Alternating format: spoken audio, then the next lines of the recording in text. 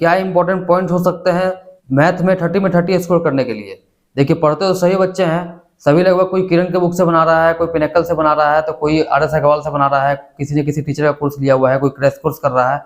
लेकिन सिलेक्शन आखिर किसका होता है?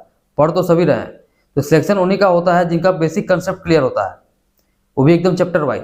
जो जितना ज़्यादा प्रैक्टिस करेगा, जितना ज़्यादा मॉक टेस्ट लगाएगा, जितना ज़्यादा रिवीजन करेगा, उसका ही सिलेक्शन होगा। ये नहीं कि सिर्फ पढ़ते रहने से आपका सिलेक्शन नहीं होने वाला। नमस्कार साथियों, आप सभी का स्वागत है डोमिनेट कंपटीटर्स के शानदार प्लेटफॉर्म पर। फ्रेंड्स, आज के इस वीडियो में हम बात करने वाले हैं आरआरबी एनटीपीसी का जो एग्जाम होने वाला है, उसमें मैथ की क्या स्ट्रेटजी होनी चाहिए इन बाकी बचे हुए 30 दिनों में।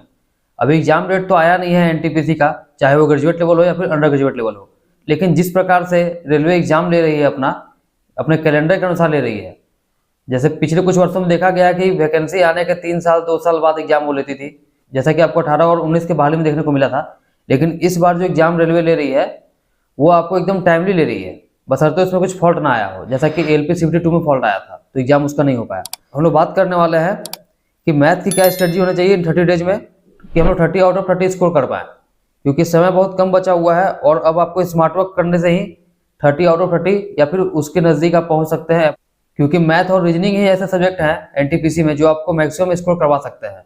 जीके जी ऐसा कोई भरोसा नहीं है, उसमें आपका पेपर अच्छा रहा तो आप अच्छा स्कोर भी कर सकते हैं, और पेपर थोड़ा हार्ड बना, जैसा कि RPF SI में देखने को मिला कि स्टैटिक के 10 से 12 सवाल, करंट के 10 से 12 सवाल इस प्रकार से देखने को मिले।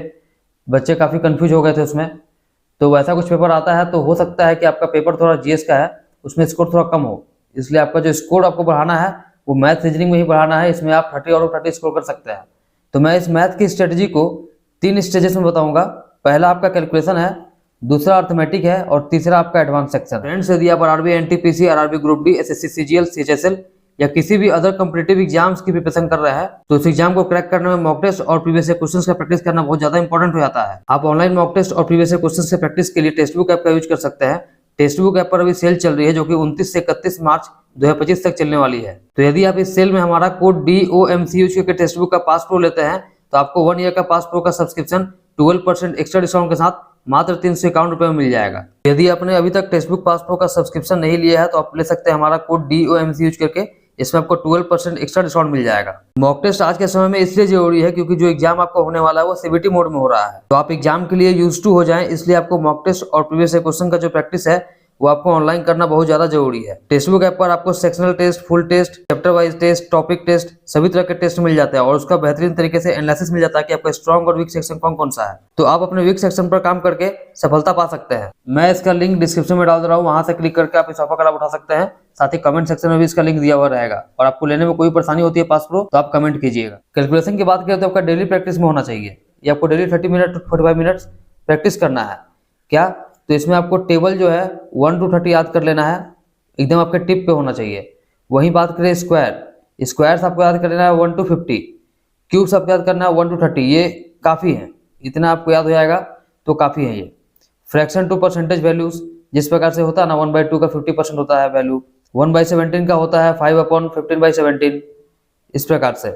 और स्क्वायर रूट और क्यूब रूट का जो ट्रिक होता है निकालने का, उसको भी आपको जान लेना है, क्योंकि TCS जो एग्जाम ले रही है वो SSC का भी एग्जाम लेती है और रेलवे का भी। TCS जो क्वेश्चंस पूछती है, चाहे वो SSC में हो या रेलवे में, वो थोड़ा कैलकुलेटिव पूछती है। TCS थोड़ा कैलकुलेटिव सवाल पूछती है, चाहे वो SSC हो या रेलवे हो। TCS का पूछने का पैटर्न ही वही है कि वो थोड़ा सवाल को कैलकुलेटिव पूछती है, तो इसलिए आपको कैलकुलेशन पर विशेष ध्यान देना है, क्योंकि कुछ क्वेश्चन आपके आएंगे सिंप्लीफिकेशन के या स्क्वायर रूट के, जो आपको एकदम मतलब टेबल वगैरह याद हो तो आपको आसानी से बन जाएगा।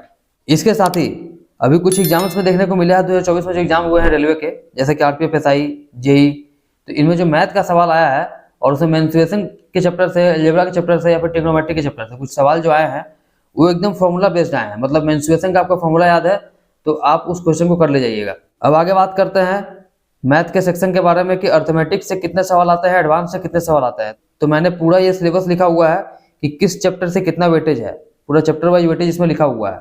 तो सबसे ज़्यादा इंपॉर्टेंट आपका होता है परसेंटेज, इससे आपका 2 से 3 सवाल देखने को मिलता है, एकदम इजी टू मॉडरेट, ज़्यादा हार्ड क्वेश्चंस नहीं आते हैं। रेशियो एंड प्रोपोर्शन का नंबर आता है, इसमें भी आपका 2 से 3 सवाल देखने को मिलता है। और सिंप्लीफिकेशन बहुत इंपॉर्टेंट है, इससे भी आपको 2 से 3 सवाल देखने को मिलता है। उसी प्रकार से एवरेज से 1 से 2 सवाल, प्रॉफिट लॉस एंड डिस्काउंट से, इससे भी आपको 2 से 3 सवाल देखने को मिलता है। काफ़ी इंपॉर्टेंट चैप्टर है, रेलवे का फेवरेट चैप्टर है ये। टाइम स्पीड डिस्टेंस, हाल के एग्जामों में देखने को मिला है कि इससे सवाल बहुत ज़्यादा आ रहे हैं, 2 से 3 सवाल। टाइम एंड वर्क में 2 से 3 सवाल, ट्रेन से 1 सवाल आ भी सकता है, कभी 2 आ जाते हैं, कभी नहीं भी आता है। उसी प्रकार से बोट एंड स्ट्रीम का भी है, 1 से 2 सवाल आ सकते हैं, कभी नहीं भी आता है। इसके बाद आप देख सकते हैं SI एंड CI, इससे भी 2 से 3 सवाल देखने को मिलता है। ये भी रेलवे का फेवरेट चैप्टर है। मिक्सचर एलिगेशन कभी सवाल आता है, कभी नहीं आता है, 1 सवाल मांग के चल सकते हैं। पार्टनरशिप से कभी आता है, कभी नहीं आता है, 1 सवाल। उसी प्रकार से एज से भी 1 सवाल मान सकते हैं। और नंबर सिस्टम इंपॉर्टेंट है, 3 से 4 सवाल, कभी 5 से 6 सवाल भी इससे देखने को मिलते हैं। और LCM HCF भी नंबर सिस्टम का ही पार्ट है, इससे भी आपको 1 से 2 सवाल देखने को मिलते हैं। तो जैसा कि मैथ में अगर 30 क्वेश्चन आ रहे हैं तो उसमें आपको 24 से 25 सवाल जो है वो अर्थमेटिक से देखने को मिलेंगे, तो ये काफी इंपॉर्टेंट हो जाता है। वहीं बात करें एडवांस के सेक्शन की, इसमें आपको 5 से 6 सवाल देखने को मिलते हैं। तो सबसे पहले देखते हैं इसमें अलजेब्रा से आपको 2 से 3 सवाल, कभी 2, कभी 1, कभी 3 इस तरह से देखने को मिलता है। ट्रिग्नोमेट्री से भी 2 से 3 सवाल, ज्योमेट्री से 1 से 2, मेंसुरेशन 2D 3D दोनों मिलाकर आपको 2 से 3 सवाल, और स्टैटिक से 1 या 2 सवाल आ सकते हैं, कभी 2 से 3 भी पूछ देते हैं। DI से 1 से 2 सवाल रहेगा, हाइट एंड डिस्टेंस से 1 से 2 सवाल रहता है। उसी प्रकार से कोऑर्डिनेट ज्योमेट्री से कभी आता है, कभी नहीं आता है, 1 सवाल मांग के चल सकते हैं। फिर आपका प्रोबेबिलिटी है, इससे भी कभी 1 सवाल आता है, कभी नहीं आता है। परम्यूटेशन कॉम्बिनेशन कभी आता है, कभी नहीं आता है। तो ये चैप्टर्स उतने इंपॉर्टेंट नहीं है, इसलिए आप कोऑर्डिनेट ज्योमेट्री, प्रोबेबिलिटी और permutation and combination in 3 chapters को छोड़ सकते हैं, क्योंकि समय काफी कम बचा हुआ है और ज़्यादा ध्यान आपको अर्थमेटिक में ही देना है और अपने कैलकुलेशन पे देना है आपको। और एडवांस में आप मेंसुरेशन के सारे फॉर्मूला याद कर ले, अलजेब्रा का फॉर्मूला याद कर ले, ट्रिग्नोमेट्री का फॉर्मूला याद कर ले, इससे आपके क्वेश्चन सॉल्व हो जाएंगे। और यदि आपका अभी भी बेसिक कंसेप्ट क्लियर नहीं हुआ है तो आपको chapter wise basic concept clear कर लेना होगा। अभी आप किसी एक कोर्स लेने का आपको कोई जरूरत नहीं है, आप टॉपिक वाइज जैसे परसेंटेज या परसेंटेज आपने लिखकर यूट्यूब में सर्च किया, बहुत सारे टीचर्स का वीडियो उसमें आ जाएगा, तो आप चैप्टर वाइज उन टीचर्स का वीडियो देख लीजिए। जैसे मैं आपको बताता हूँ कि परसेंटेज का वीडियो आपको अगर देखना हो, कंसेप्ट क्लियर करना हो, तो 6 से 7 घंटे का एक वीडियो राकेश यादव सर का, तो आप उस वीडियो से परसेंटेज को काफ़ी अच्छे तरीके से कर सकते हैं, क्योंकि परसेंटेज चैप्टर आपका क्लियर हो जाएगा तो मैथ के सारे चैप्टर क्लियर हो जाएंगे। लगभग जो अर्थमेटिक का चैप्टर है वो सब में इसका यूज होता है।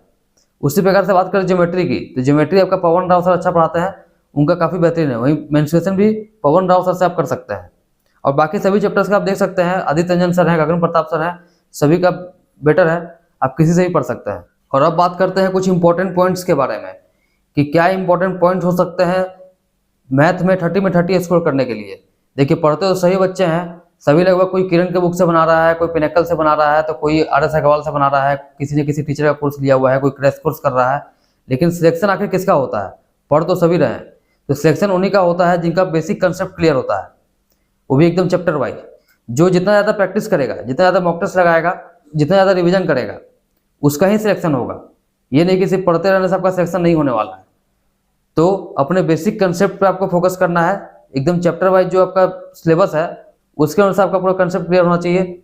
और आपको चैप्टर एक पढ़ लेना है, उसके बाद उसका PYQ लगाना है, यानी प्रीवियस ईयर क्वेश्चंस दिया रहता है, जैसे आप टेक्स्ट बुक से लगा सकते हैं, उसी प्रकार से मॉक टेस्ट भी दिया हुआ है, उसका आप मॉक टेस्ट भी लगा सकते हैं चैप्टर वाइज। और आपको रिवीजन पे ज़्यादा ध्यान देना है, रिवीजन जो है आपका बहुत ज़्यादा इंपॉर्टेंट हो जाता है।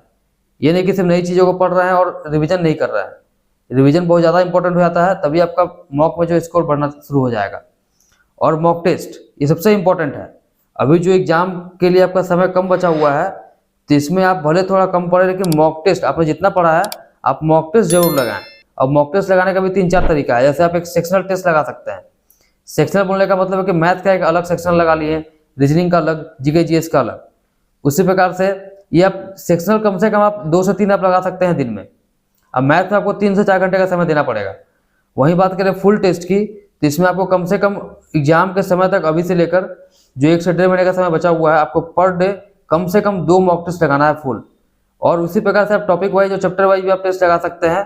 मैथ का किसी भी चैप्टर का टेस्ट लगा सकते हैं, मैथ रीजनिंग किसी का भी। और उसके बाद जो सबसे इंपॉर्टेंट हो जाता है, किसी मॉक लगाने से नहीं, उसका एनालिसिस भी करना होता है। एनालिसिस बहुत ज़्यादा इंपॉर्टेंट है। एनालिसिस कीजिए कि आपका कौन सा क्वेश्चन छूट रहा है, कौन से क्वेश्चन से आपको प्रॉब्लम हो रहा है, और उस चैप्टर का आपको रिविजन जरूर कर लेना है। क्योंकि हो सकता है कि प्रॉब्लम जो आपको मॉक टेस्ट में हो रहा है, उसका एनालिसिस करने में आपको जो मिला है प्रॉब्लम, वो आपको एग्जाम में भी देखने को मिले, तो उसको आपको पहले ही क्लियर कर लेना है। अब बात करते हैं प्रीवियस ईयर क्वेश्चंस की प्रैक्टिस की। तो प्रीवियस ईयर क्वेश्चंस का प्रैक्टिस बहुत ज़्यादा इंपॉर्टेंट हो जाता है, क्योंकि TCS जो एग्जाम ले रही है वो प्रीवियस ईयर क्वेश्चंस भी ज़्यादा पूछती है। तो ग्रुप डी का जो वैकेंसी आया था 18, उसी प्रकार से ग्रुप डी का 19 का वैकेंसी था, ALP टेक्नीशियन का 19 का वैकेंसी था, RPFSI कांस्टेबल 18 का वैकेंसी था, JEE एग्जाम जो आपका हुआ था 18 वाला, उसका आपको पेपर देख लेना है। ये 2 बार रिपीट हो गया है एएलपी वाला, ये मैं पहले बता चुका हूँ। इसके बाद आपका 2024 में जो भी एग्जाम्स हुए हैं, चाहे वो आरपीएफएसआई कांस्टेबल हो या फिर आपका एएलपी हो, टेक्नीशियन ग्रेड 1 ग्रेड 3 हो, जेई हो, उन सभी पेपर्स को आपको लगा जाना है, क्योंकि वो एक ट्रेंड है, उस ट्रेंड को ही रेलवे अभी फॉलो कर रही है। और अगर समय आपको मिलता है तो ये मैंने 2020 से लिखा हुआ है, काफ़ी बच्चों ने प्रैक्टिस किया भी होगा, मैंने अपने पिछले वीडियो में बताया था। तो हो सकता है कि आपने प्रैक्टिस कर लिया तो बढ़िया बात है, और नहीं किया है तो अभी 2020 से मैं नहीं बोलूँगा, अभी आप 2024 और 25 इसमें जो एग्जाम्स हुए हैं एसएससी के, चाहे वो सीजीएल का हो, भी सीजीएल का रिजल्ट आया हुआ था, तो सीजीएल, सीएचएसएल, सीपीओ, इनके पेपर्स को आपको लगा जाना है। वो आपको काफ़ी ज़्यादा इंपॉर्टेंट हो जाएगा एग्जाम का सिलेक्शन दिलवाने में। तो फ्रेंड्स, इस वीडियो को इतना ही रहने देते हैं, और आशा करता हूँ कि आपको वीडियो अच्छा लगा होगा। कोई भी डाउट रह गया हो तो आप कमेंट कीजिएगा, मैं उसका रिप्लाई कर दूंगा। धन्यवाद।